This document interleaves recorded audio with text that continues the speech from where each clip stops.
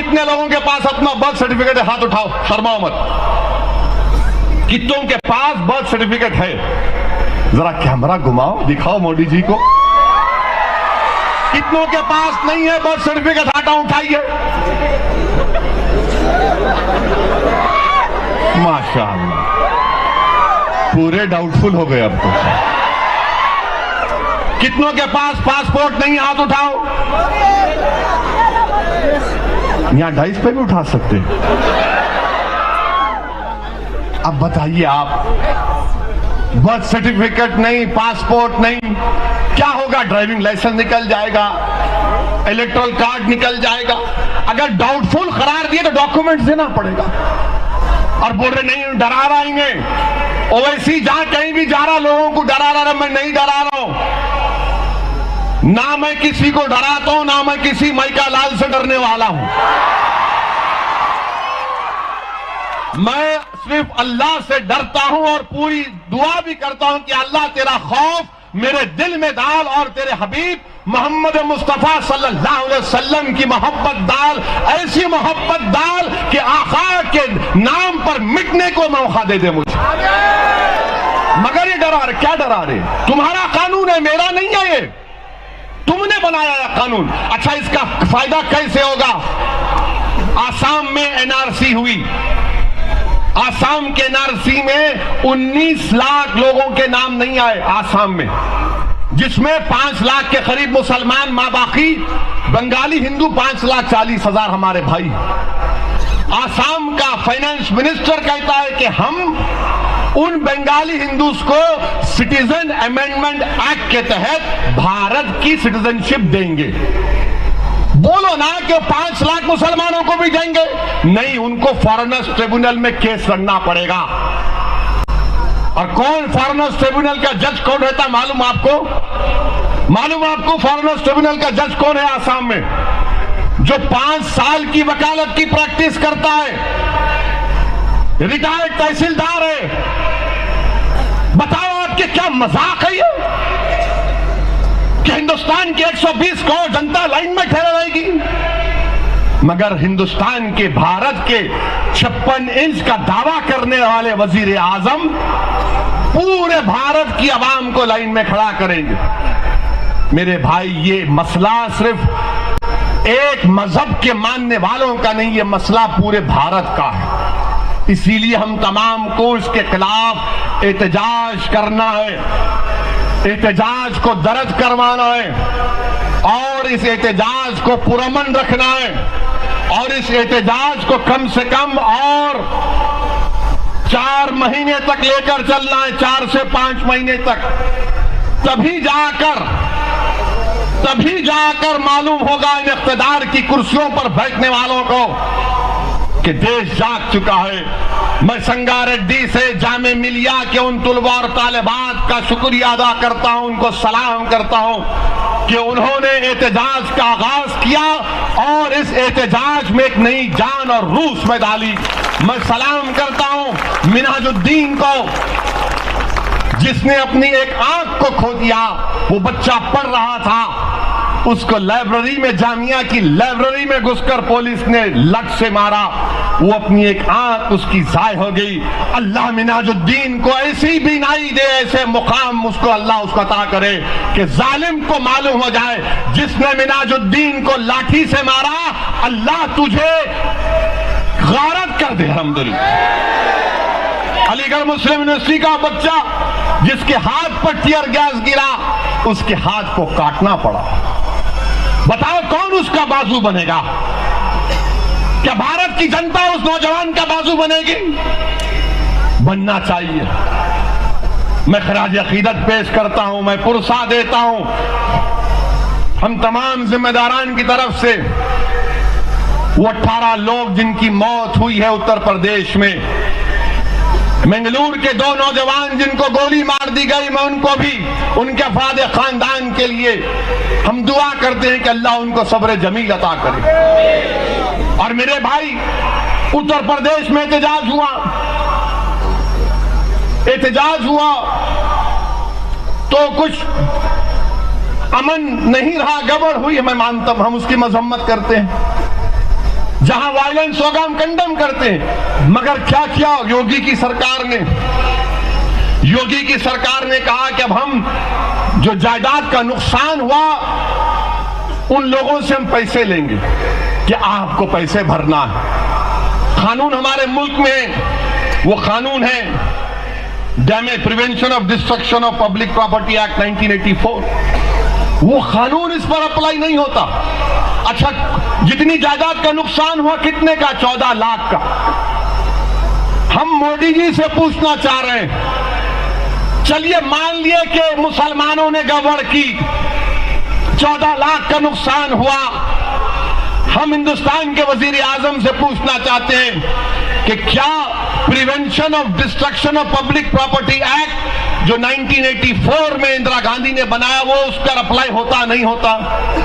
और आप ये भी बता दो वजीर आजम कि 2015 में जब हरियाणा में जाटों ने एहतजाज किया था तो जाटों के एहतजाज में 30 लोग मरे। 30 लोग मरे। 3 या 4 बच्चियों का रेप हुआ और जो कुल जायदाद प्रॉपर्टीज का नुकसान हुआ कितना था मालूम आपको? मालूम आपको? 2000 करोड़ की जायदाद का नुकसान। Destruction of 2000 crore. कितनों से पैसे लिए मोदी जी? आपने लिया उन लोगों से पैसे? एक पैसा नहीं लिए। क्यों नहीं लिए? क्योंकि वो मुसलमान नहीं थे इसलिए आपने नहीं लिया। क्या ये हमारे आइन की आर्टिकल 14 का वायलेशन नहीं है? 2000 करोड़ का नुकसान हुआ जाट एजिटेशन में, एक पैसा नहीं लिए। वो एक बाबा राम रहीम जेल में है अभी, जो डिस्को डांस भी करते थे। उनको कोर्ट को लेकर गए। जब उनको कोर्ट को लेकर गए 128 करोड़ का नुकसान हुआ। एक बाद में उनकी प्रॉपर्टी सीज कर लिए। बोले क्या हुआ? गुजरात में मोदी जी पटेलों का एजिटेशन हुआ। कितने पुलिस के गाड़ियों को जलाया गया? 660 पुलिस के गाड़ियों को पटेल एजिटेशन गुजरात में जलाया गया। कितने गवर्नमेंट बिल्डिंगों को नुकसान पहुंचा? 1822 गवर्नमेंट बिल्डिंग को नुकसान पहुंचा। मोदी जी आपने कितने पैसे लिए? ये क्यों ना इंसाफी कर रहे हैं कि गुजराती से नहीं लेंगे और मुसलमान से पैसे लेंगे? मुझे मालूम कि इस मेरे जुमले पर कल सुबह 10 बजे से हमारे मीडिया में जो मेरे ससुराल वाले हैं मेरी शादी की तैयारी करेंगे। मगर तुमको मैं पूछ रहा हूं, ये सच कह रहा हूं या झूठ कह रहा हूं? मुझे मालूम कि मोदी से तुमको इतनी मोहब्बत है, इतने इश्क है तुमको कि तुमको अपने मम्मी डैडी से मोहब्बत नहीं, तुमको वजीर आजम से मोहब्बत है। मैं उन मीडिया के दोस्तों से कह रहा हूं, सच्चाई से मोहब्बत करो। नफरत है करो इसी से, हम तमाम से नफरत करो, मगर सच्चाई से तो मोहब्बत करो। उन 14.5 लाख को हासिल करने के लिए मुसलमानों की जायदादों को सीज कर दिया गया, लॉक डाल दिया गया। ये कानून अप्लाई नहीं होता। अब बताइए, मुजफ्फरनगर में एक मौलाना जिसका नाम असद रजा हुसैन, ये शिया आलिम दीन है, इनके मदरसे में घुसकर खूब मौलाना को पकड़कर लेकर गए 20 दिसंबर की गड़बड़ में। और जब मौलाना रिहा होकर वापस आए 4 दिन के बाद, तो मौलाना ने कहा कि मुझे नंगा करके बढ़ाना करके 70 साल का बूढ़ा है ये, नंगा करके बढ़ाना करके मौलाना को मारा गया, उनके जिस्म के नाजुक हिस्सों पर मारा गया, हाथ और पैर को तोड़ दिया गया। 4 दिन के बाद जब मौलाना को पुलिस ने रिहा किया तो 2 लोगों को मौलाना को सहारा देकर उठाकर लाना पड़ा। 12 बच्चों को, 14 साल के बच्चों को उत्तर प्रदेश की पुलिस ने इतना मारा कि किसी ने कहा कि पॉक्सो एक्ट लगाना चाहिए उन पुलिस वालों पर। सेक्सुअली असॉल्ट किया गया हमारे 14 साल के बच्चों को, नंगा करके 14 साल के बच्चों को मारते थे और बोलते थे ये नारा लगा। बताओ हिंदुस्तान के वजीर आजम, क्या ये सबका साथ सबका विकास है कि मासूम बच्चों को मारते हैं? क्या है, इंसानियत है ये? उसकी गलती क्या है कि उसका नाम असद रजा हुसैनी है? मेरे भाई, वही मुजफ्फरनगर में पुलिस फायरिंग हुई, एक बच्चा इंतकाल हो गया, नूर मोहम्मद। एहतजाज में नहीं है, गोली लगी। नूर मोहम्मद हमारे बेटे की, हमारी बहू, हमारी बेटी जिसका नाम सन्नू बेगम है, वो 7 महीने की हामिला है।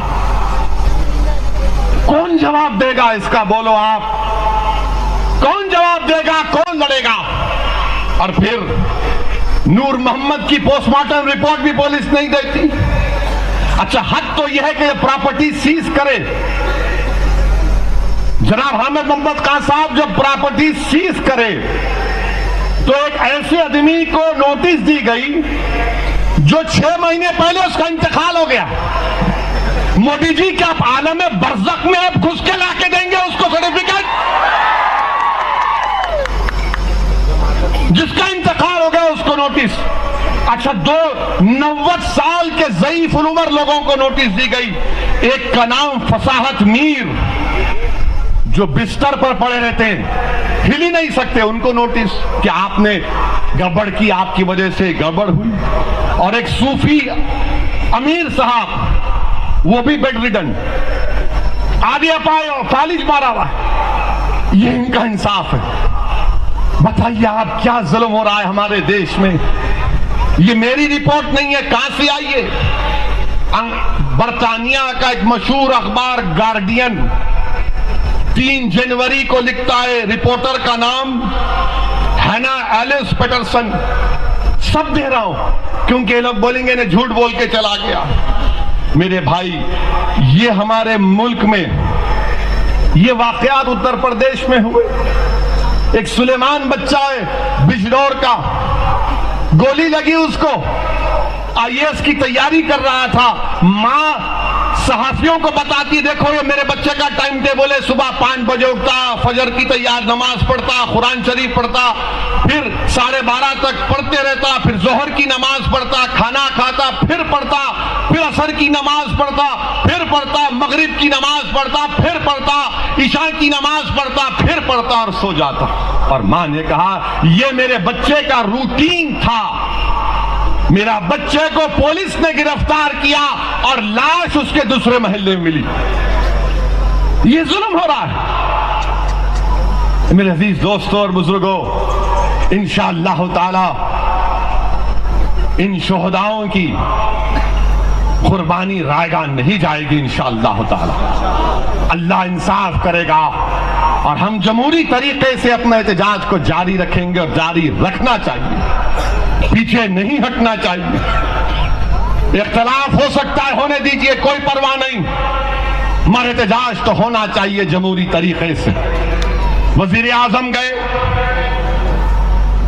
किसी जगह पर तकरीर कर रहे थे कर्नाटका में, तो वजीर आजम ने कहा कि पाकिस्तान के खिलाफ एहतजाज करो।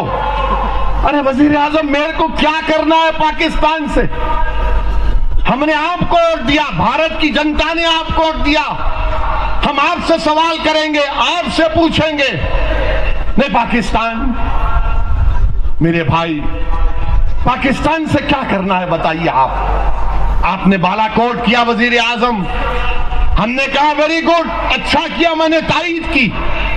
बल्कि हामिद मोहम्मद खान साहब ने तेलुगु में कहा, मैं भी तेलुगु में कुछ बोल देता हूं। बालाकोट स्ट्राइक చేసినప్పుడు మంచి పని చేస్తున్నావు అని చెప్పలేదా? हम नहीं बोले। फिर पाकिस्तान, पाकिस्तान, अरे हम नहीं, हमारे बुरे ख्वाब में भी नहीं सोचते हम, मगर आप दिन में भी पाकिस्तान का नाम।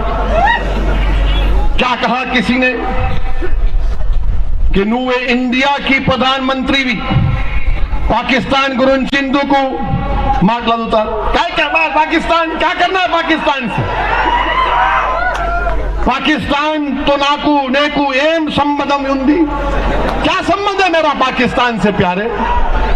हमारे आबोजदाद ने कहा टाटा जिना गो, वी विल नॉट कम। हम रिजेक्ट करते जिना के पैगाम को, हमने रिजेक्ट किया, हम संगारेड्डी में रुक गए, हम पाकिस्तान नहीं गए। नहीं, पाकिस्तान के खिलाफ बोलो, आप बोलो।